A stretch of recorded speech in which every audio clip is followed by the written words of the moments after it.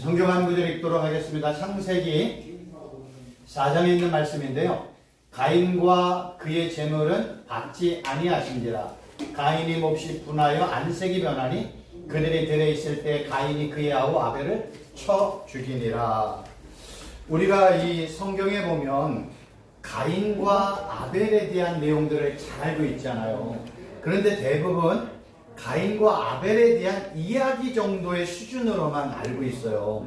오늘은 이제 제가 가인의 뜻이 뭔지 그리고 아벨의 뜻이 뭔지를 알면 성경의 가인과 아벨의 의미가 어떠한지를 더 잘 알 수가 있습니다. 성경은 가인과 아벨을 극과 극으로 설명을 하고 있습니다. 그래서 우리가 창세기 이하의 내용을 공부할 때 어떤 내용들을 주로 공부할 거냐면 요 내용이에요. 오늘은 가인과 아벨에 대한 내용만 이야기를 드리고 다음에는 첫 새끼의 의미가 뭔지, 기름의 의미가 뭔지, 더 나은 재물이 무슨 뜻인지, 의인과 믿음, 몸, 산재물, 변하여, 분하여, 선과 죄, 왕노릇 지킨다, 다스린다. 이런 내용은 그냥 우리가 사전적으로 알고 있는 내용으로만 보면 절대로 성경이 이해가 안 돼요. 성경은요, 이런 내용들을 통해서 성경적인 의미를 주고 있단 말이에요. 그래서 우리가 지금 히브리어, 헬라어를 통해서 공부하는 이유가 이런 내용을 통해서 성경이 무엇을 이야기하는지를 알아야 돼요. 그래야 성경이 말씀하시는 하나님의 말씀의 의미가 뭔지를 제대로 알 수가 있습니다.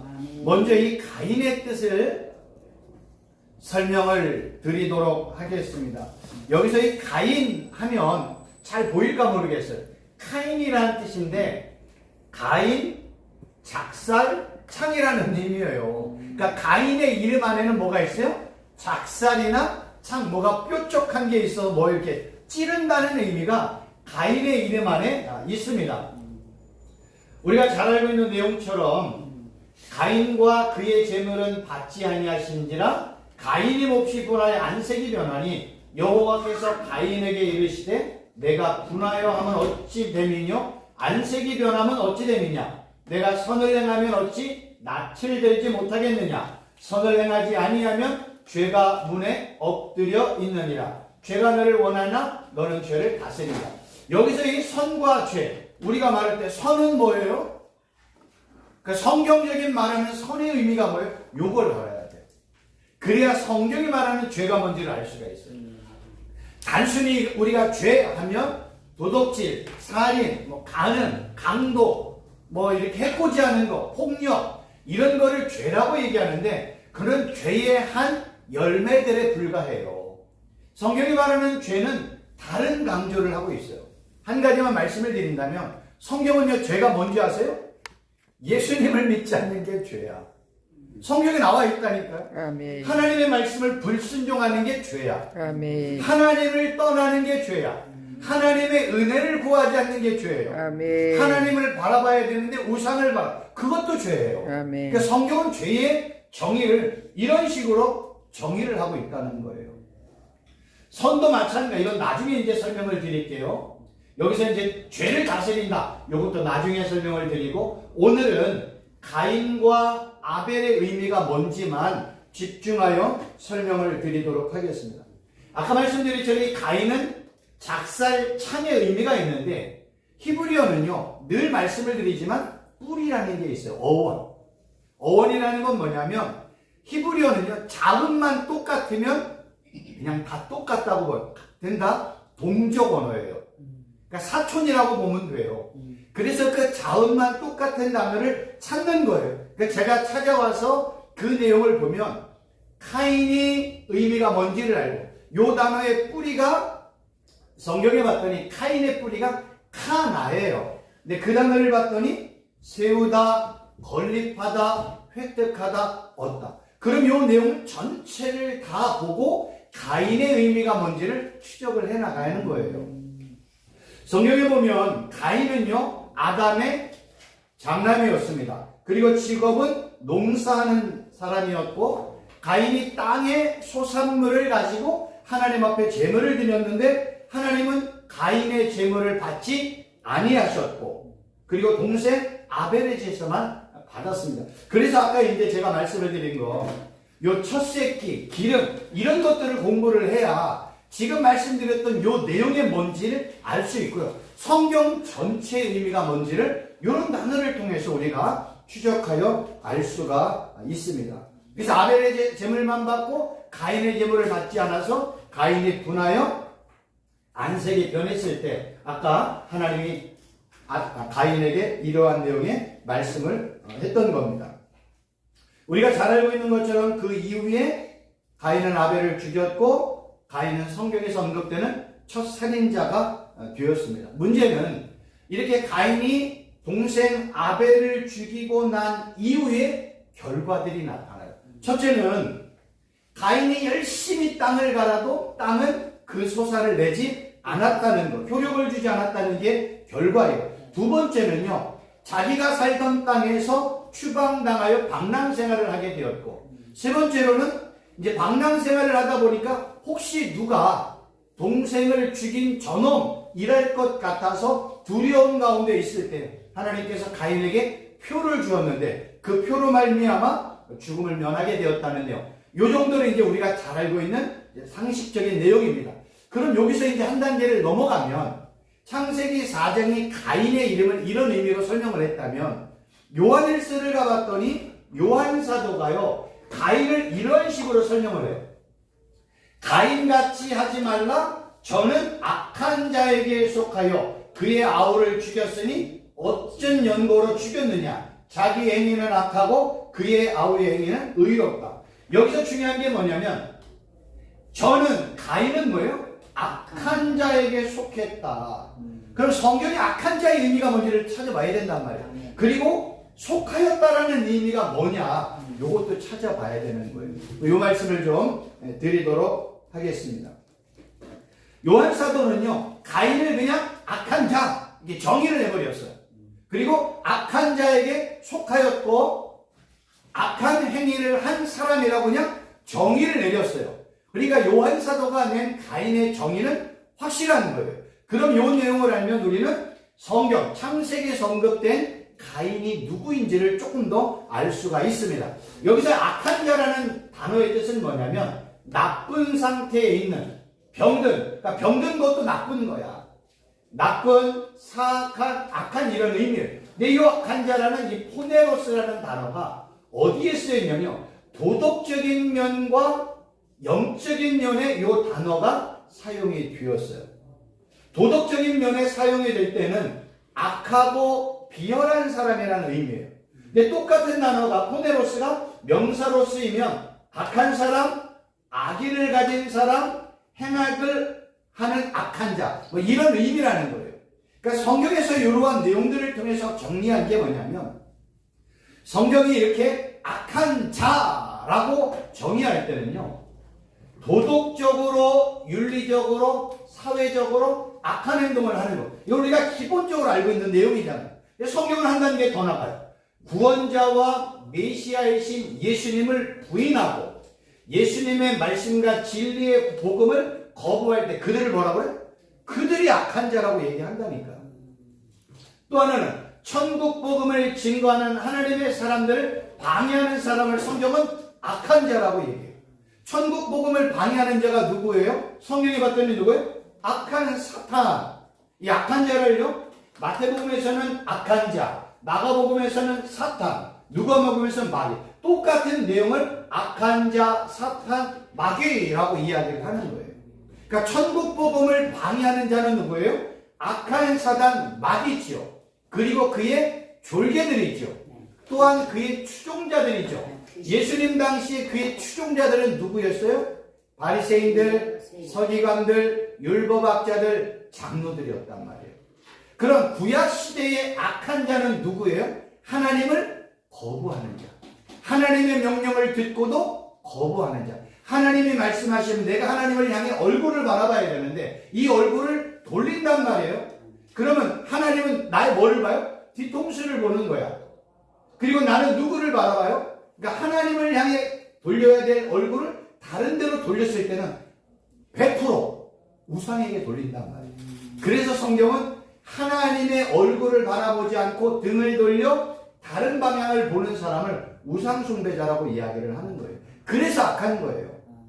그러니까 하나님을 떠난 자, 하나님을 거부한 자, 하나님을 떠나 우상을 향한 자, 하나님 앞에 예배해야 되는데 우상에게 예배하는 이런 사람을 성경은 악한 자라고 이야기하는 거지. 우리가 지금 이 땅을 살아가면서 2022년도에 이 땅에 살면서 텔레비전에 나오는 그런 악한 자를 악한 자라고 말하기도 하지만 세상이 정해놓은 기준이에요. 그러니까 성경이 정해놓은 기준을 가지고 악한 자를 알아야죠. 그럼 거꾸로 선한 자는 뭐예요? 지금 설명한 내용을 다 바꾸면 선한 자예요. 그러니까 성경이 말하는 선과 악의 의미가 이런 의미라는 걸 알고 성경을 봐야지. 우리가 알고 있는 사전적이고 문자적인 의미에서 선과 악을 구분하면 우리는요 종교성을 넘어설 수가 없어요. 사회법, 시민법, 도덕법, 윤리 이걸 넘어설 수가 없어요. 그래서 성경을 뭘로 보냐면 해야 될 것과 하지 말아야 될 이런 이분법으로 보면 안 된다니까요. 성경은 해야 될 것과 하지 말아야 될 단순히 그 정도의 기준으로 보는 게 아니라 하나님과 예수님을 기준하여 선하고 하나님과 예수님이 보시기에 악한 거예요. 하나님이 허락한 걸 하면 선, 하나님이 허락하지 아니한 것을 하면 악. 성경은 이게 선과 악의 기준이라니까요. 이게 정의와 불의의 기준이라니까요. 죄와 의의 기준이라니까요. 그러니까 이 내용을 우리가 잊지를 않아야 돼요. 그러니까 성경에서는 모든 기준은 하나님, 예수님이에요. 그게 기준이에요. 그래서 하나님과 예수님이 원하시는 길을 가는 사람을 진리 가운데 걷는다. 구약적인 표현은 공의로운 자, 정의로운 자, 의로운 자, 다 이렇게 표현을 해요. 기준이 뭐예요? 하나님과 예수님. 하나님이 기뻐하는 대로 살면 그는 정의로운 자, 공의로운 자, 의로운 자, 선한 자. 하나님과 예수님의 기준에 벗어나서 그는 죄인, 불의한 자, 악한 자. 뭐 이런 식으로 설명이 된다니까요. 그러니까 이런 내용들을 우리가 적어도 알고 있어야지 단지 도덕적이고 윤리적인 사회적인 의미로 악한 행동을 하는 사람만 이야기하면 요 내용을 어떻게 해야 돼요? 성경은 요 내용인데 요 내용을 부인한다는 건 아니에요. 요 내용도 언급을 해요. 근데 이 내용은 불과 얼마 안 돼. 진짜 성경이 말하고 싶은 악한 자는 뭐예요? 하나님과 예수님을 거부하고 부인한 자, 하나님과 예수님을 믿지 않는 자, 하나님의 말씀에 불순종하는 자, 예수님을 전하는, 복음 전하는 자들의 사역을 방해하는 사람, 그들을 다 악한 자, 이렇게 얘기하는 거예요. 거기에 대표주자는 누구라고요? 악한 사단과 그의 졸개들입니다. 그리고 따라가는 바리새인들, 서기관들, 율법학자들, 종교 지도자들, 장로들을 악한 자라고 이야기하는 거예요.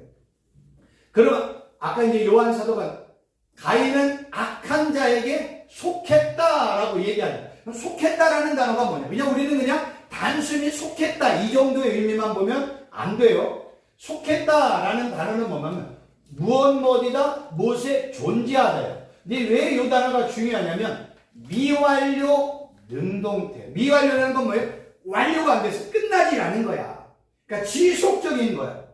능동적인 건 누가 하는 거야? 내가 하는 거야. 그러니까 내가 의도적으로 뭔가를 지속적으로 하고 있다는 거예요. 그래서 악한 자에게 속했다라는 건 뭐예요? 가인이 의도적으로, 적극적으로, 능동적으로 악한 자에게 속했다는 거예요. 억지로 나는 싫은데 나는 억지로 끌려간다. 억지 춘향이가 아니라 스스로 원해서 선택해서 적극적으로 악한 자에게 속했고 악한 자에게 속했으니 뭐 하겠어요? 악한 행동들을 하는 거예요. 선택은 다 누구에게 있어요? 나에게 있는 겁니다. 그래서 성경은요 악한 자의 대표주자를 항상 누구로 얘기해? 악한 사단, 악한 마귀. 거짓의 대표주자는 뭐예요? 그것도 악한 사단이요? 악한 마귀예요. 성경에는 거짓의 아비는 누구다? 마귀다. 성경에 나와 있는 거예요. 그러니까 성경이 말하는 거짓과 진리는 뭐예요? 거짓과 진리의 구분은 다른 게 아니에요. 너 안에 누가 있으면 예수님이 있으면 진리. 너 안에 예수님의 말씀이 있으면 진리의 말씀이 있는 거예요. 그러면 악한 사단은 거짓의 아비이네. 그럼 이 거짓의 아비에게는 진리가 없어. 선이 없어. 뭐만 있어요? 거짓말 있네. 그럼 거짓말 있다는 건 그 안에 뭐가 없다는 거예요? 진리신 예수님이 없다는 거예요.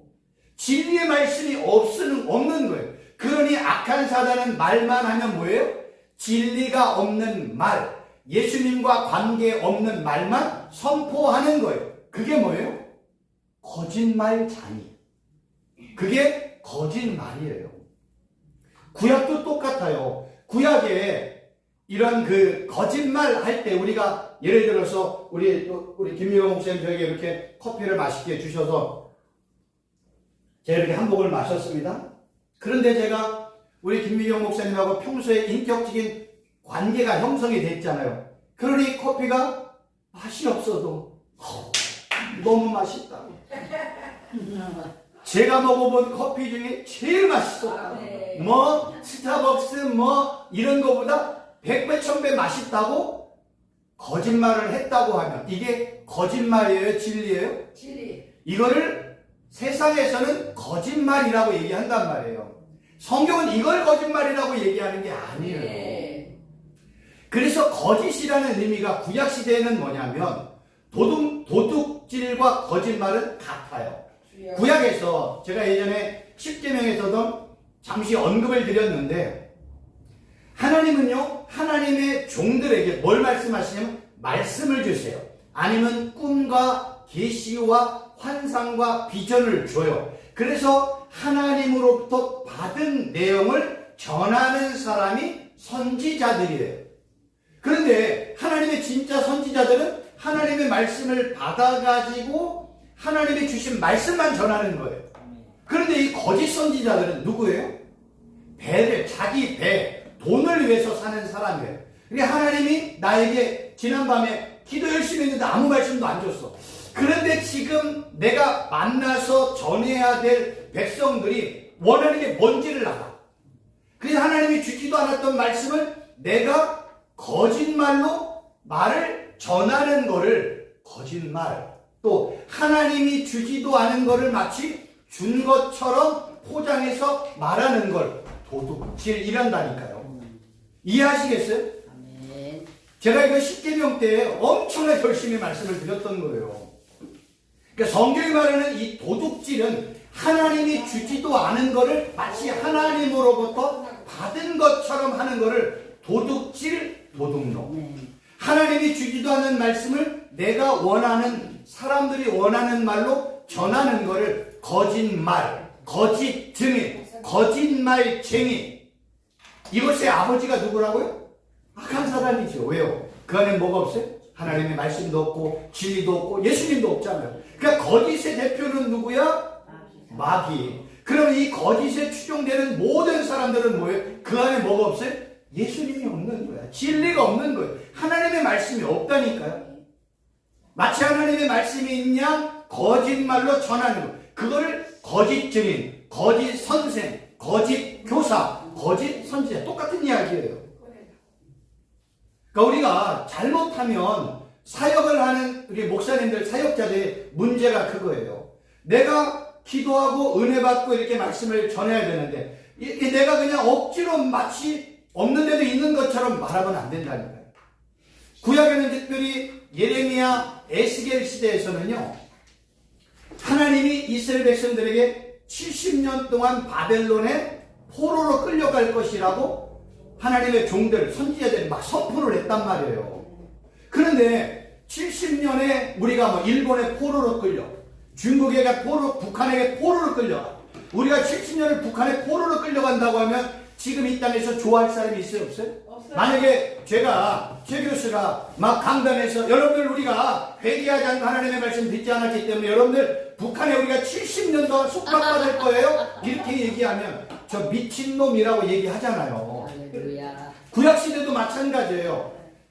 바벨론이 오기 전에 아수르가 있었다. 이 아수르는 이 북이스라엘을 완전 멸망시켰어요. 그리고 바벨론이 아수르를 멸망시키고 이제 바벨론에 이제 세계가 와서 남유다를 이제 멸망을 시키는 거예요. 그 남유다를 멸망시키기 위해서 선지자들 너 회개하라. 회개하자면 하나님이 바벨론을 70년 동안 끌고 갈 거야. 아무도 좋아하지 않았어요. 그러니까 거짓 선지자들이 뭐라고 얘기해요? 저 최 교수가 얘기한 건 미친놈이야. 저 얘기 들으면 안 돼. 내가 어제 기도했더니 하나님이 뭐라고 이야기하는 줄 아세요? 평안하라. 걱정하지 마라. 염려하지 마라. 두려워하지도 마라. 내가 너와 함께 하겠다. 우리 하나님이 그렇게 말씀을 주셨어요. 그래 여러분 걱정하면 돼 안 돼요? 걱정할 필요 없어요. 염려할 필요 없어요. 두려워할 필요 없어요. 만군의 여호와 하나님이 전쟁의 신이신 하나님이 우리 함께 하신대요. 바벨론 단칼에 무너뜨린대요. 바벨론이 아무리 수백만의 군대를 가져도 우리 하나님이 하늘에서 천군 천사를 보내고 구름으로 번개로 그 다음에 우레소리로 그들을 멸망시키면 단순히 그들이 수백만이 죽을 거예요. 이렇게 막 선포를 해요. 그럼 누구 얘기 들을 거예요? 최 교수가 북한에 70년 동안 속박받을 거예요. 그 얘기를 듣고 아멘 할렐루야 얘기할 거예요. 아니면 거짓 선지자가 평안합니다. 걱정하지 마세요. 사모합니다. 사랑합니다. 평안합니다. 염려하지 마세요. 이거 막 선포하는 사람 얘기를 듣게 다 이 얘기 듣는단 말이에요. 그래서 이사야, 예레미야, 에스겔 이러한 선지자들이 핍박받았다니까요. 저놈만 죽이면 뭐예요? 우리는 평안해. 누가 준 평안이요? 스스로 정한 평안이라니까요. 이러한 사람을 성경에서 뭐라고 그래요? 하나님의 말씀을 주지도 않은 말씀을 받은 것처럼 전했다고 해서 도둑놈 그리고 거짓 하나님이 주지 않는 말씀을 선포했으니까 거짓말쟁이 거짓쟁이 거짓 선지자 이렇게 얘기한다니까요. 이거를 우리가 히브리어 헬라어를 공부를 안 해도 괜찮아. 예레미야 에스겔만 한번 읽어보세요. 특별히 예레미야를 거기 다 나와 있다니까요. 그러니까 성경이 말하는 거짓과 진리는 중심이 누구라고? 하나님 예수님. 하나님과 예수님이 있을 넌 진리에 속한 자. 하나님과 예수님은 너는 거짓에 속한 자. 왜요? 진리가 없잖아요. 그게 거짓이라니까요. 그냥 단순히 요 커피 맛없는데 맛있습니다. 이건 그냥 세상이 얘기한 정해놓은 그 정도 가지고 이야기하는 거 아니에요. 왜요? 요한계시록 보면은 누가 들어가요? 거짓말쟁이가 어디 들어가요? 불못에 들어간다니까. 아니 제가 김희용 목사님 주셨던 커피 하나 이게 예수님을 잘 믿는 최 교수가 커피 그냥 맛없는 커피를 맛있는 거 그냥 좀 어디 뭐 스타벅스 사오지 왜 그냥 100원짜리 그거 타가지고 그냥 맛없는 커피를 맛있다고 제가 거짓말 하겠냐고. 이 거짓말을 한 거 가지고 제가 지옥에 가요 안 가요? 이것 때문에 지옥에 갈 수가 없잖아요. 그럼 우리가 하루 오늘 점심 뭘 드셨는지 오늘 모르겠는데 냄새를 봤더니 오늘도 카레인 것 같은데 카레. 그래서 다른 날에 비해서 제가 좀 일찍 왔는데 벌써 식사를 다 끝나셔가지고 제가 오늘도 맛있는 카레를 드셨나 보다. 근데 카레가 매주 먹으면 만날처럼 왜 매주 카레만 좀 물리게 맛도 없는데 오늘도 맛있습니다 이렇게 거짓말하면 그 사람 다 지옥 가게? 그러면 우리가 예수님을 믿고 난 이후에 거짓말 한 번도 안 하는 사람 있어요 없어요? 없어요. 그럼 다 지옥 가게? 성경에 나와요. 거짓말쟁이는 어디 간다? 지옥 간다. 그러면 천국과 지옥을 기준하는 건 뭐예요?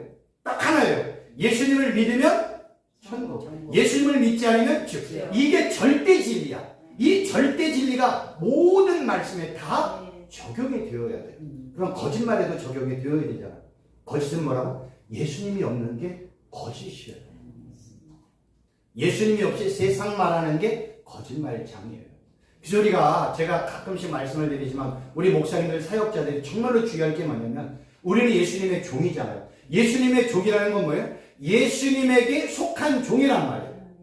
우리는 예수님에게 속한 종은 하나님에게 속한 종은 하나님이 주신 말씀만 전해야 돼요. 우리는 예수님만 전해야 돼요. 이게 예수님에게 속한 종이라니까.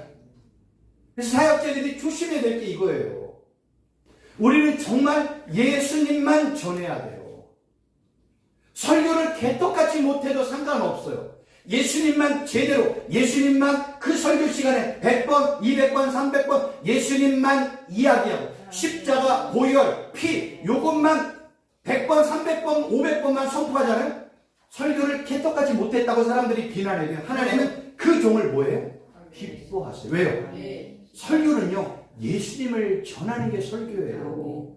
예수님을 선포하는 게 설교예요. 예수님을 자랑하는 게 설교예요. 예수님의 이름만 드러나는 게 설교라니까요. 그래서 어떻게 하면 내가 예수님, 십자가, 부활, 하나님이다. 이걸 전할까를 고민을 해야 돼. 내 입에 다른 게 붙어 있으면 안 돼. 예수님, 십자가, 부활, 하나님, 예수님, 성령 하나님. 이게 붙어 있어야 돼. 이것만 많이 선포가 되어도 그 설교는 100점, 1000점이라니까. 왜 그런지 아세요? 예수님의 이름 자체가 뭐예요? 권세요, 능력이란 말이에요. 예수님의 이름 자체가 권세요, 능력이라니. 그러니까 예수님의 이름만 선포하는 거예요. 예수님만 자랑하는 거예요. 예수님만 드러내는, 예수님이 하셨던 사역, 예수님의 일, 예수님의 말씀, 예수님이 하셨던 어떤 기적과 이적, 다 예수님과 연관돼서 이야기하면 재미없게 설교해도 그 설교는 100점, 1000점짜리라니까요. 근데 이게 쉽지도 않아요. 내 입에 예수님이 붙기가 쉽지 않다니까. 그래서 제가 늘 예수님, 성령 하나님, 여호와 하나님의 이름을 부르라고, 지난번에 제가 기도를 춤대 기도 돌판 책 만들어 출판해서 이렇게 드렸잖아요. 거기에 내용도 다 그거란 말이에요. 예수님의 이름만. 그래서 내 입에서 예수님이 드러나야 돼요. 우리 예수님의 종이라면서요. 예수님의 종은 예수님 얘기만 해야 된다니까. 예수님의 종이잖아요. 종은 누구를 따라가? 주인을 따라가고 주인의 말씀대로 순종하고 주인만 드러내야 되는데 종이 자기를 드러내. 그래서 주객이 바뀌었다고 이야기하는 거예요. 종은 사라져야 돼. 종은 쇠하고 주인은 흥하고, 예수님은 흥하고 나는 쇠하고. 그걸 바울이 알았단 말이에요. 우리는 그럴 수밖에 없어요. 나는 피조물이에요. 예수님은 창조주예요. 그런데 이 피조물이 항상 창조주를 이기려고 하는 게 성경의 반역이란 말이에요. 이게 어디서 창세기부터 나와서 계속 이어지잖아요. 그래서 요한 1, 2, 3서를 읽어보면 사람들이 하나님 예수님 사랑 안 해요? 누구 사랑해요? 자기 사랑해요. 나를 사랑하려니까 뭐가 필요해? 돈이 필요해서 돈을 사랑하는 거예요. 돈을 추종하는 거예요. 그거를 복음서에서는 돈을 만몬이라고 이야기한단 말이에요. 이런 의미가 있기 때문에 성경에서 항상 악한 것과 선한 것, 도둑질, 거짓말장애는 다 하나님과 예수님과의 관계 속에서 연결되는 거예요. 그러니까 1차적인 의미는 사전적이고 문자적인 의미가 맞아요. 남의 물건 훔치고 다른 사람에게 거짓말하는, 이게 1차적인 거예요. 근데 그거 했다고 우리가 지옥 가요? 아니라지요. 예수님을 믿지 않아서 지옥 가지요. 그래서 교도에서 있는 사람들이 마지막 순간에 죽기 전에, 사형당하기 전에 예수님을 나의 구주로 영접하면 그는 세상에서 살인마요, 연쇄살인마요, 그런 자지만 하나님은 그를 뭐예요? 용납하시는 거예요. 왜? 그 안에 뭐가 있으니까? 예수님이 있으니까. 예수님의 생명이 있으니까. 그 안에 생기가 있으니까 그를 하나님이 받으시는 거예요. 그러면 예수님을 믿지 않는 사람이 볼 때 이해가 돼야 안 돼요?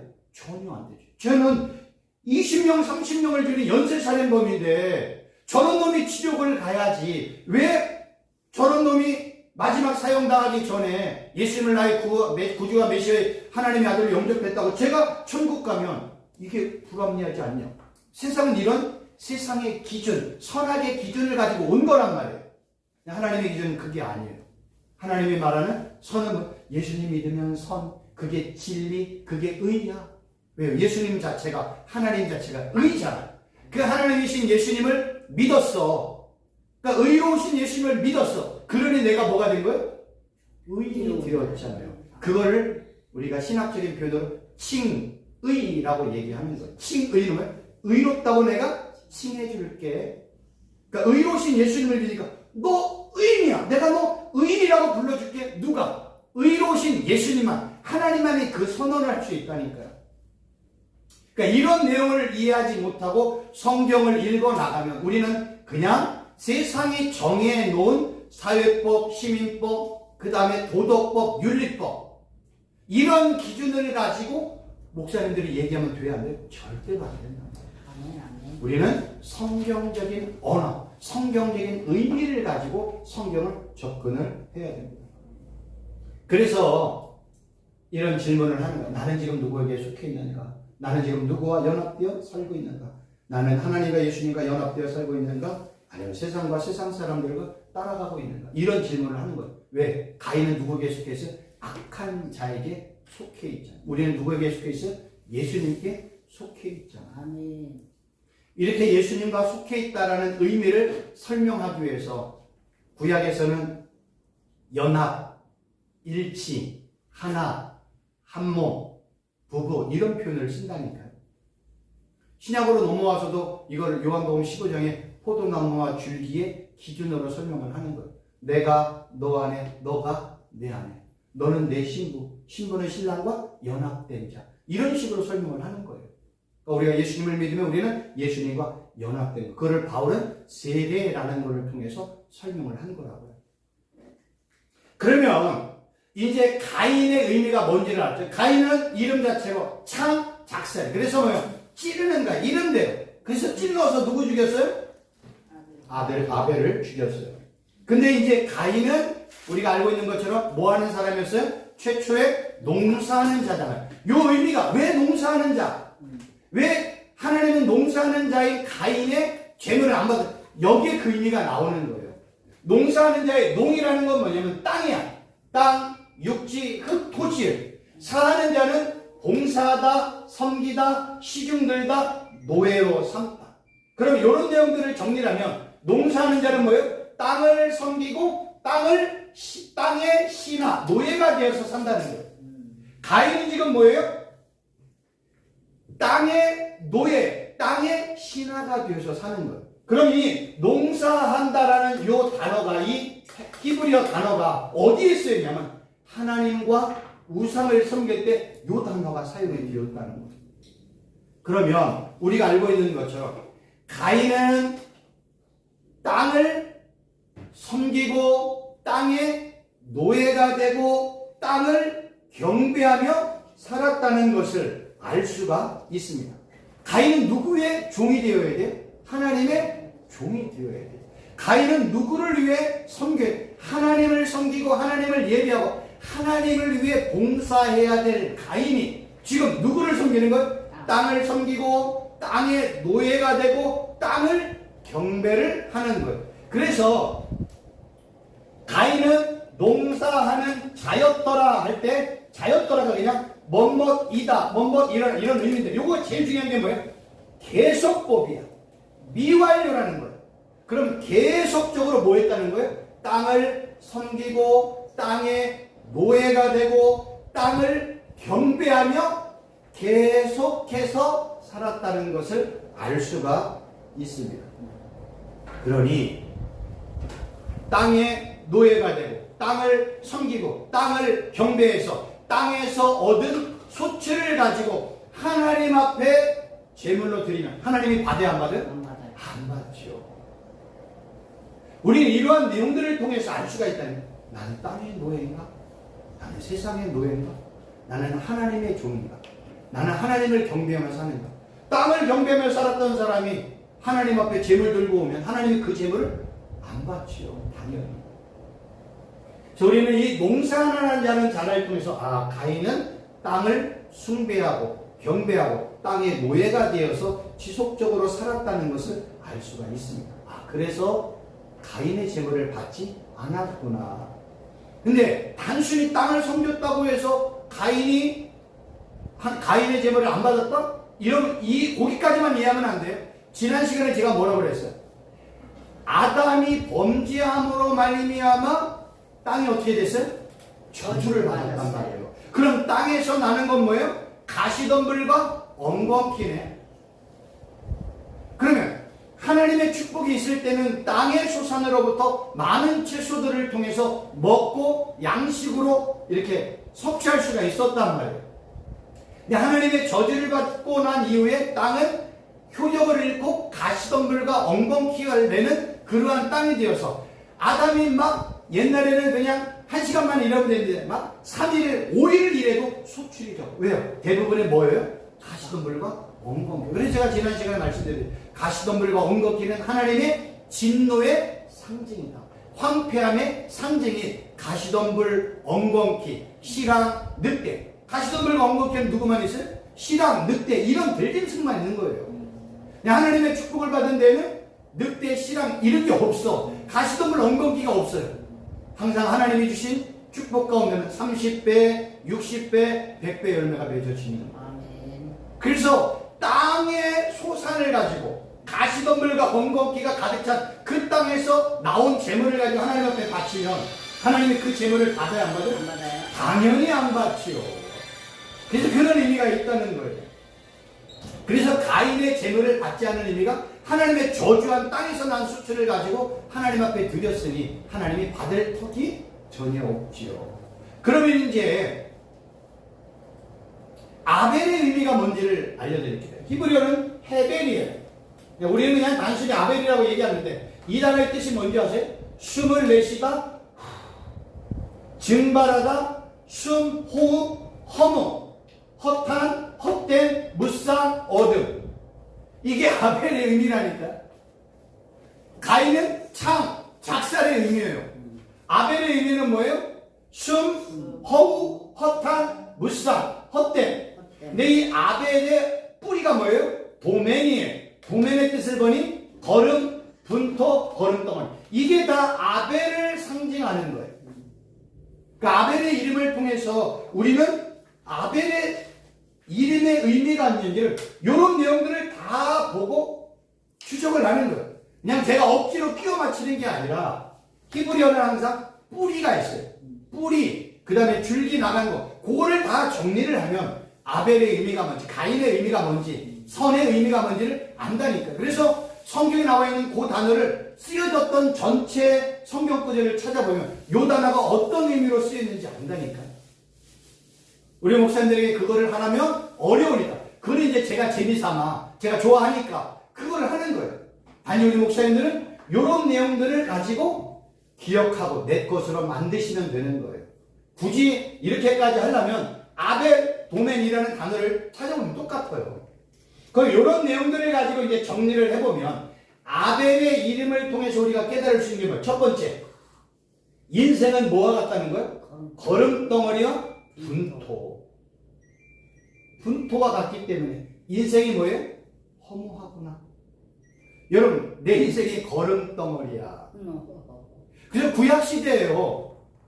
하나님 앞에 회개할 때 하나님의 종들이나 왕들이 뭘 뒤집었었어요? 죄를 뒤집었었어요. 왜 그럴까? 나는 거름덩이와 분토와 같습니다. 이런 의미예요. 그리고 아담의 이 아담이라는 단어가 아담아, 아파를 하는 단어거든요. 그 뜻은 뭐예요?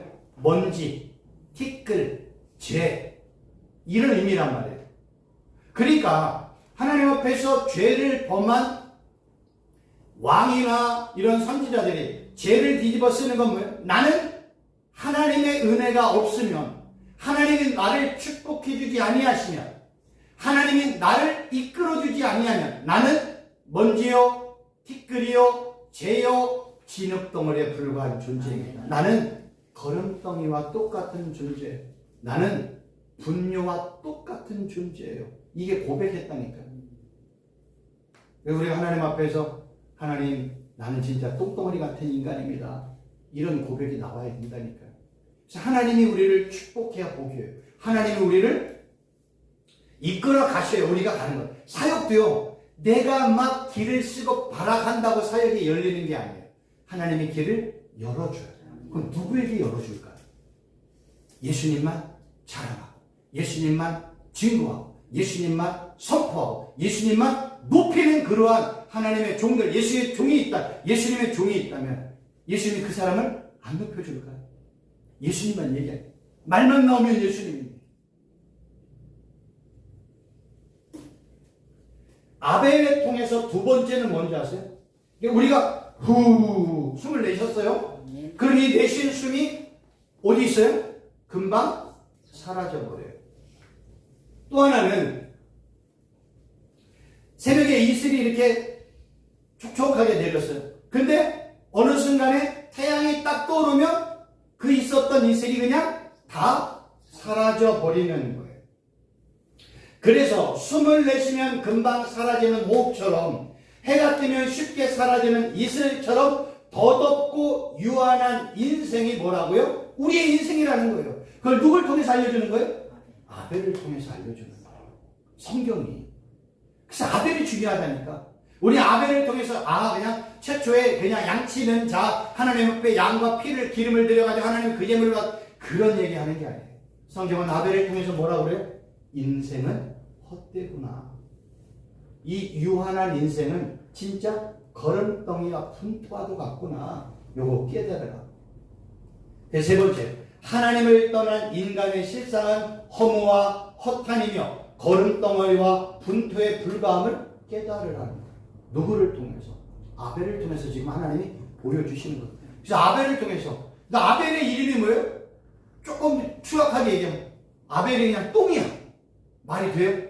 어떤 부모가 자기 자녀 이름을 너는 최똥, 너는 최개똥, 소똥 이렇게 이름을 줘요. 아니면 너는 최헛됨, 너는 최무익함. 지금 이렇게 이름을 치면 놀림당하죠. 이름이 헛됨이야. 이름이 무익함이야. 이름이 거름이야. 최거름. 너는 무슨 거름에 쓰이니? 소거름이니 깨거름이니? 너는 분토야. 야, 네 인생은 헛됨이야. 왜 부모님이 너의 인생은 이름을 헛됨이라고 해? 야, 헛됨아! 분토야! 거름덩어리야! 이름을 그렇게 줬다는 거예요. 구약에는요, 그래서 이름이 중요한 거예요. 이름의 의미를 통해서 하나님이 그 시대에 살아갈 사람들을 통해서 하나님이 말씀을 하고 있는 거예요. 그래서 우리는 아벨을 통해서 뭐예요? 하나님을 떠난 인간은 헛되구나. 하나님의 은혜를 베풀어 주지 않으면 우리 인생은 진짜 해가 뜨면 습게 사라지는 이슬과 같고 숨을 내뱉으면 그 숨을 이렇게 모을 수도 없는 그러한 무익하고 유한한 인생이 우리의 인생이구나. 우리는 뭘 통해서 알아요? 아벨을 통해서 알 수 있는 거예요. 그냥 단순히 가인은 뭐 농사하는 자, 아벨은 뭐 양치는 이 얘기하는 게 아니라 그건 1차적인 의미로 맞지만 그 진짜 의미를 알려면 뭐예요? 그 단어의 의미를 추적해주는 거예요.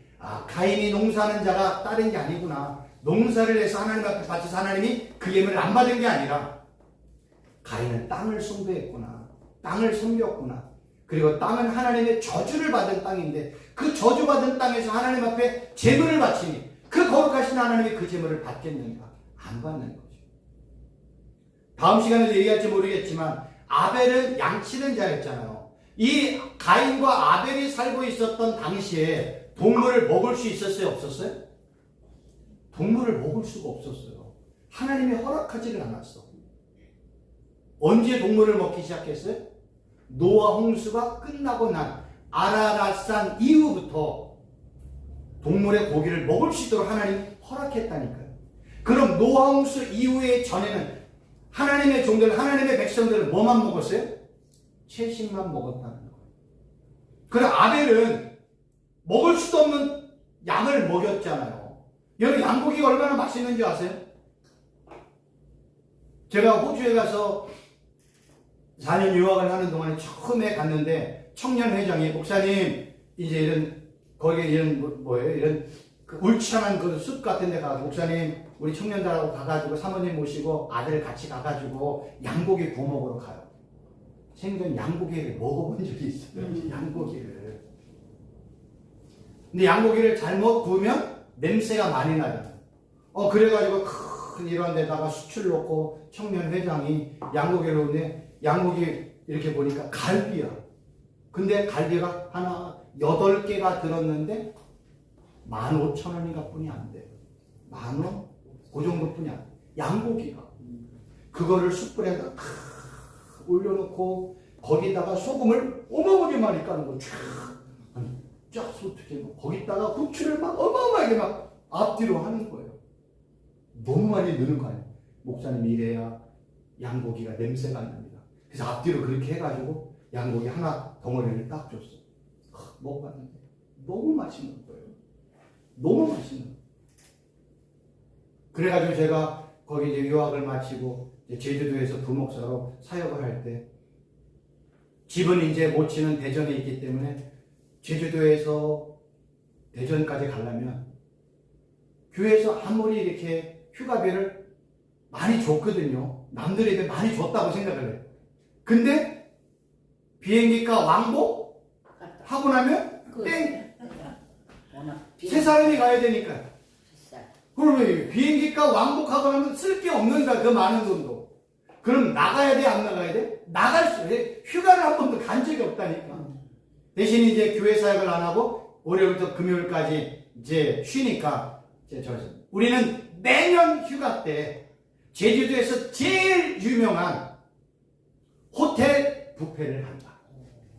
그래가지고 롯데호텔, 신라호텔 뭐 이런 호텔만 가가지고 뷔페를 먹었다니까. 근데 롯데호텔에 갔더니 양고기가 있더라. 그래서 예전에 유학하면서 힘들어서 그냥 억지 참 힘들었던 그 생각을 하고 양고기를 먹었는데 너무 맛있는 거야. 눈물이 날 정도. 근데 노홍수 전에는 이런 양고기를 못 먹었어요. 그럼 아벨은 뭘 위해서 양고기를 만들었어요? 하나님 앞에 제물로 드리기 위해서. 그럼 아벨은 어떻게 하나님 앞에 동물을 제물로 드렸다는 것을 알았을까? 누가 얘기해 줬겠어요? 아담과 하와가 이야기했겠죠. 우리가 하나님의 말씀에 범죄해서 우리가 이제 무화과 나무로 부끄러운 걸 가릴 때 하나님이 동물을 죽여서 가죽옷을 입혔다. 그래서 우리가 하나님의 은혜로 죽어 마땅한 우리가 쫓겨났지만 하나님의 은혜를 지금 살고 있다. 아마 얘기했을 거예요. 왜요? 그 당시 때는 모든 것들이 구전이니까. 말로만 전하니까. 그러니까 추론할 수 있는 거예요. 그러니 아벨은 하나님 앞에는 동물의 제사를 드려야 된다는 걸 알고 먹을 수도 없는 양을 키웠다는 거예요. 근데 가인은 뭐예요? 땅을 섬긴 거예요. 하나님을 섬긴 거예요.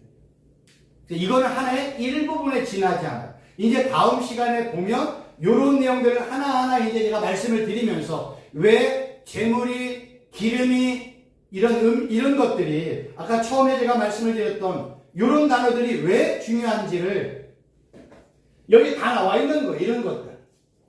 이런 내용들을 이제 공부할 첫 새끼의 의미가 기름에 더 나은 게 뭔지 이런 내용들을 보면 하나님이 아벨의 제물을 받은 이유가 이거구나. 가인의 제물은 받을 수가 없구나. 오늘 그 중에 한 부분만 얘기한 거예요. 이런 내용들을 하나하나 이제 공부를 해보면 성경이 왜 가인과 믿음을 통해서 가인과 아벨을 통해서 아벨은 믿음의 사람으로 들어가고 가인은 그러하지 못한지를 이런 단어를 통해서 설명을 드려요. 오늘은 이제 가인과 아벨에 대한 내용을 이 정도로 설명을 드렸어요. 충분히 이해가 되지요? 재밌죠? 쉽지요? 성경은 어려운 게 아니에요. 제가 지금 한국말 하고 있는 거예요. 영어 뭐 안 썼어요. 단순하게 그냥 헬라 몇 단어만 쓴 거예요. 이런 단어를 공부해야 돼야 성경의 의미가 뭔지를 밝히 깨달을 수가 있는 겁니다. 오늘 뭐 공부한 가인과 아벨의 내용 중에 뭐 어려운 거 있으세요? 질문사. 명강이라 뭐 질문할 것도 없죠. 기도하겠습니다. 하나님 아버지 감사합니다. 오늘 가인과 아벨에 대해서 공부를 했습니다. 하나님 가인과 아벨을 통해서 하나님이 우리에게 말씀하시는 그 음성 우리가 제대로 들었습니다. 하나님 우리는 항상 하나님과 예수님이 우리의 삶의 기준이요 길이요 진리요 생명임을 깨닫고 날마다 하나님의 말씀에 예수님의 말씀에 온전히 순종하는 교회 목사님들 되게 하여 주옵소서. 예수님의 이름으로 기도하옵나이다. 아멘.